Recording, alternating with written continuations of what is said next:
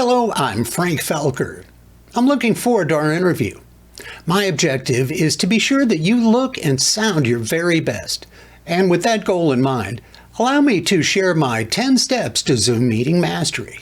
Those 10 steps are framing, lighting, eyeline, background noise, distractions, microphone, camera, audio feedback, and bandwidth.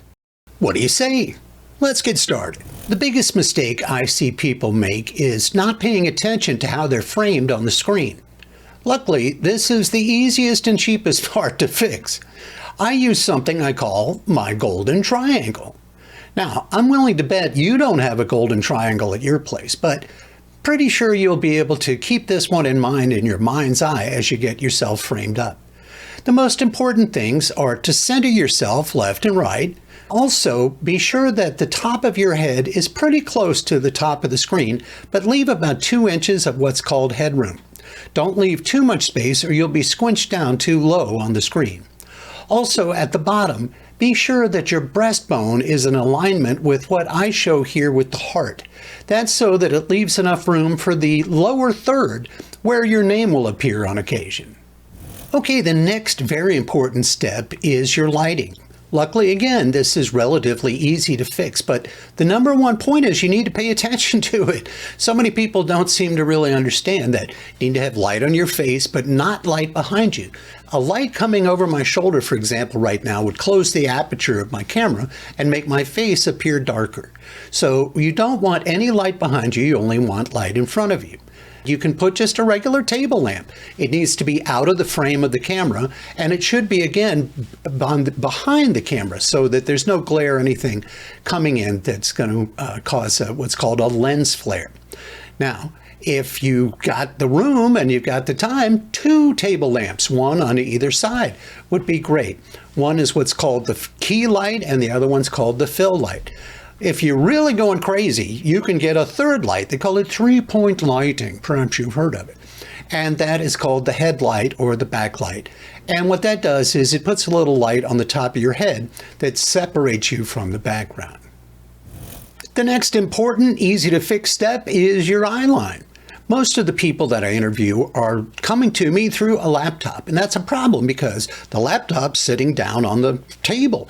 And even though the lid's lifted up, it's probably only up about this high. So I'm looking down like this, and that's not the eyeline you want. You want to be looking directly into the camera.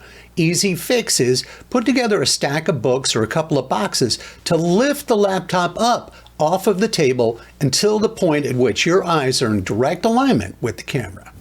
Now, this next step is very important, but not so easy to fix sometimes.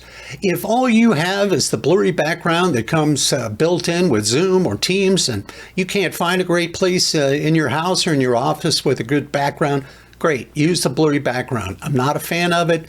Causes a weird halo around your head, gets kind of screwy around the edges of eyeglasses, but that's all you got, go for it. If you can, though, find a nice spot. Many people actually use their kitchen. You can use your kitchen, bedroom, home office, living room, whatever you got, but make sure you're going to be able to frame yourself in the camera and also keep the eye line where it's supposed to be. Whatever you do, don't try to set up the frame so that we see all of Uncle Harry's portrait back there all the way to the top. We don't want to see Uncle Harry. We're here to see you. And by trying to get Uncle Harry in the picture, you're probably going to screw up your framing and your eye line. Now, this next step is really not that difficult or expensive, but it so often escapes people's attention before they get started. That has to do with background noise. You need to make sure your telephone is turned off. You need to make sure your air conditioning is turned off. You need to make sure that your Slack is turned off. Anything else on your computer that's going to make some sort of an alert sound or something like that's turned off. Close all the browser tabs on your computer in case something just suddenly jumps up, an ad starts playing or something like that. We don't want any of that background noise. Also, be sure to check your calendar. Is this going to be the day and time when the landscaper comes to mow the yard or blow the leaves? You don't want to do an interview at that time. So many times right in the middle of a great interview, some sort of distraction will pop up. It's easy to avoid this. Just send all your pets, your children, your life partners, whatever you got, send them off to the mall for some retail therapy. Close the door to whatever room it is that you're going to be in and put a do not disturb sign on the outside of it. Your audience will thank you. These next two steps are going to require you to spend a little bit of money, only about $200 or so, to upgrade your microphone and camera. The mic and camera on most laptops suck. I'm sorry, it's just a fact. Unless you're on a Macintosh, for whatever reason they put extra time into it. But even so, I strongly recommend you purchase an external microphone and an external camera. Both a USB would be fine. You might want to get one of those little $5 USB hubs so that you don't run out of USB ports. It'll make a huge difference in your personal branding, not only in the interview that we're doing, but in every video that you produce from now forward, whether it's a Zoom meeting or whatever it is.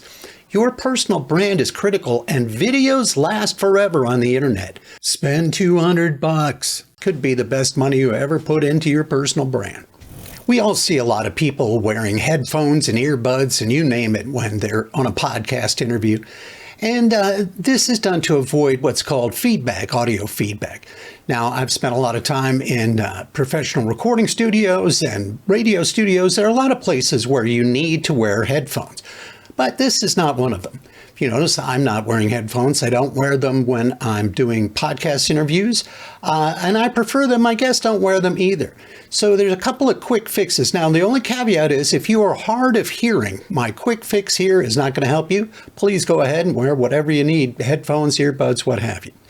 What you do is, first thing you do is you take the speakers at your computer and turn them away from you. They're probably pointing right at you right now, which means they'll be pointing directly at the microphone. Then you move them as far away from your computer as possible. Now again, this is a problem with laptops because laptops don't have external speakers. And in fact, one of the things that they'll do is they will modulate your audio input when they hear something coming out of the speakers. They'll shut down your microphone. It's another great reason why you need a separate microphone and camera from your laptop. Now, let's say you've got your speakers turned away, you've got them pushed far away. Now you need to turn the volume down on them as low as you can, but still be able to hear and understand what the other person is saying. If, after having done all that, we still have a problem with audio feedback, I'll fix it in post-production because the software I use allows us to record each of our video and audio tracks separately and save them on each of our computers. Your 10th and final step to Zoom meeting enlightenment has to do with your bandwidth. In the past, I used to really strongly recommend that people not use Wi-Fi. But today, because of the software that I'm using again, it's called StreamYard, because it records each of us individually with our own camera, with our own microphone, to our own computer hard drive, it means that whatever speed of bandwidth each of us has is not going to impact the quality of the recording. The only downside to it is that you need to stay online and keep the tab open well, it'll tell you when it's done, but for at least a couple of minutes after we're finished speaking so that the software can upload all of the data to the cloud before you shut down. If you're doing an actual television interview, definitely get yourself connected, hardwired to your router. Get yourself an Ethernet cable and plug your computer directly into that router. Your friends at the television studio will thank you for that. Thanks so much for taking the time to watch this video. This has just been a brief overview. I will take a look at your setup when we do our pre-interview meeting, and I'll offer you detailed suggestions regarding your specific situation at that time. Thanks again. I look forward to our interview.